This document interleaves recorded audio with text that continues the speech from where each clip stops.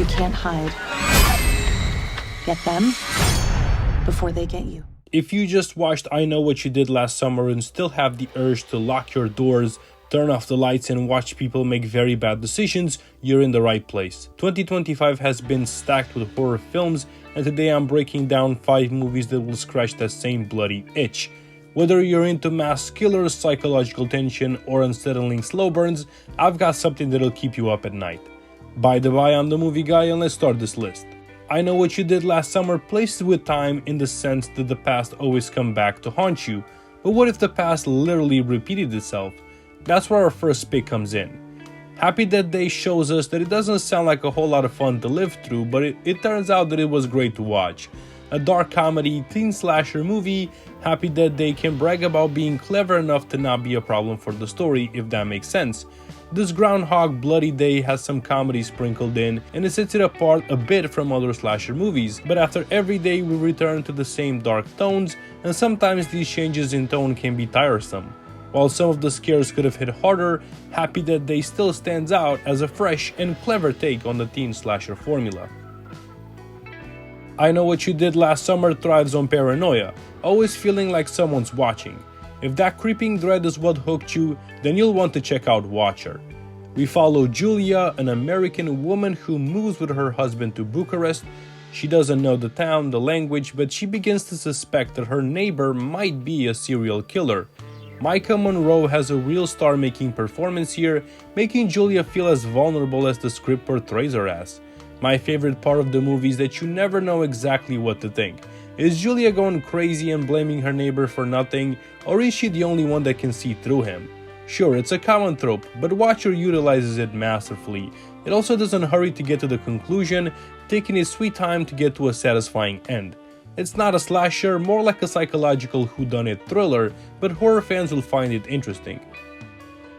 Ethan Hawke's turn as the Grabber, a child serial killer, was high on my watch list when it came out in 2021, and The Black Phone turned out to be just as good as I was expecting.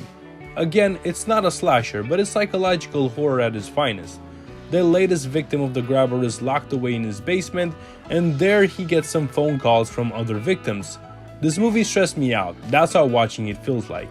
With an original script that develops both the kid, Finney, and the Grabber incredibly well, the film manages to mix the supernatural elements, past victims calling to save Finney, with the horror that is the Grabber.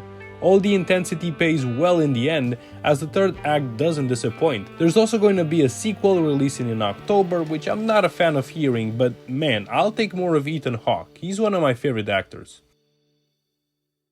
Speaking of unnecessary sequels, Candyman was also released in 2021, and it's a sequel to a 1992 movie. A psychological thriller with slasher elements, Anthony unleashes the terror of Candyman after trying to channel his story in his art. Opinions are a bit divided about this one. I personally love the slow burn approach, and it's a good example of an unnecessary sequel actually improving on the first one. It pays homage to the 1992 movie, but it stands on its own 2 feet. Nia DaCosta showed her craft as a director, perfectly crafting the psychology behind the film, and she was rewarded with a big platform MCU movie after Candyman in The Marvels. There's enough well-made jump scares, body horror, gory deaths to keep horror fans interested, but whether you like it or not depends on your liking of slow burn approach. Infinity Pool and I Know What You Did Last Summer share a similar storyline point, but they explore it in different ways. See, in Infinity Pool, James and M find out, after killing a local, that tourists have free reign in the all-inclusive beach resort where they are vacationing. And of course, human nature dictates that they will take full advantage of this. Mia Goth is the standout performer. She's a terrifying woman, but Alexandra Skarsgård is no slouch either. The story is incredibly interesting, as and the way it unfolds is very original and unapologetic. There's enough social commentary here to last for days, absolvement of the rich, the clear social class differences, and Brandon Cronenberg, the son of legendary director David Cronenberg, is the perfect mind to bring it all to the big screen. You've probably already seen Scream, so that's why this is only classified as an honorable mention. A slasher through and through, we follow the daughter of a former victim as she is targeted by a mass killer. The mask has become iconic and the kills are as gory as it gets. I really liked how the killer feels human, he gets hit, kicked, knocked back, but it's his bloodlust that makes him get his victims. The mystery of the killer might take center stage, and is definitely an attraction of the movie, but there are a lot of frightening and intense scenes. Scream is a true hallmark of the slasher genre, and there is no surprise that it has gotten 6 more sequels. It all started with this one. What did you think of I Know What You Did Last Summer? Drop your thoughts in the comments, and if you like this list, hit that like button and subscribe for more killer recommendation. Until next time, keep on watching movies, guys.